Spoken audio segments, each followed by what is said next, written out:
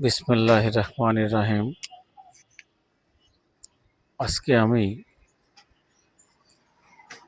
শয়তান সম্পর্কে কিছু কথা আপনাদের বলতে চাই। শয়তানের আগের নাম ছিল আজাজিল। ফেরেশতা কুলের সর্দার ছিলেন। এখন প্রশ্ন হচ্ছে, শয়তান কি ফেরেশতা নাকি? আজাজিল ছিলেন জিনের সর্দার। আল্লাহ তাআলা ওনাকে ফেরেশতাদের সর্দারের দায়িত্ব দিয়েছিলেন। পরে আদম আলাইহিস সালামকে সৃষ্টি করার পর সকল ফেরেশতাকুলকে আদম আলাইহিস সালামকে সিজদা করার কথা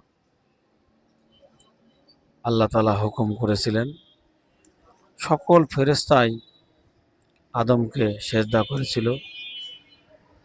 একমাত্র আজাজিল আদমকে সিজদা করতে অস্বীকৃতি জানায়। ফলে আজাজিল শয়তান নামে আখ্যায়িত হয়। আল্লাহর হুকুম না মানার কারণে, অবাধ্যতার কারণে তার উপর লানতের তসবিহ তার উপর বর্ষিত হয়। আসলে শয়তান কোথায় থাকে? শয়তান মানুষের অন্তরে ও জিনের অন্তরে বসবাস করে। শয়তান কোথাও পায়খানায় থাকে না, গাছের জঙ্গলে থাকে না। শয়তান থাকে মানুষ ও জিনের অন্তরে। তাই মানুষের মধ্যে শয়তানের যে গুণাবলী রহিয়াছে সেগুলো হলো রাগ, হিংসা, অহংকার, লোভ, মোহ, অধৈর্য, পাপাচার, মিথ্যা, অলসতা ইত্যাদি।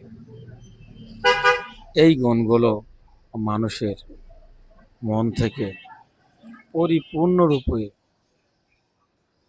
সরায় দিতে হবে, ডিলিট করে দিতে হবে।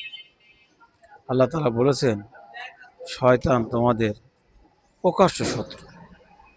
তোমরা একে অপর প্রকাশ্য শত্রু। তা শয়তানের সাথে জিহাদ করো। তাই মানুষের অন্তর থেকে এই যত খারাপ গুণাবলী আছে, এগুলো খারাপ গুণাবলী আছে, এগুলো শয়তানের গুণাবলী।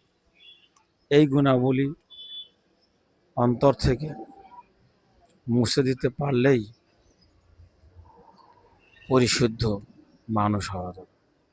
তাই শয়তানকে চিনে শয়তানকে তাড়াতে হবে। আল্লাহ হাফেজ। আজ পরবর্তীতে আমি আর একটা ভিডিও নিয়ে আপনাদের সামনে আসবো। আল্লাহ হাফেজ।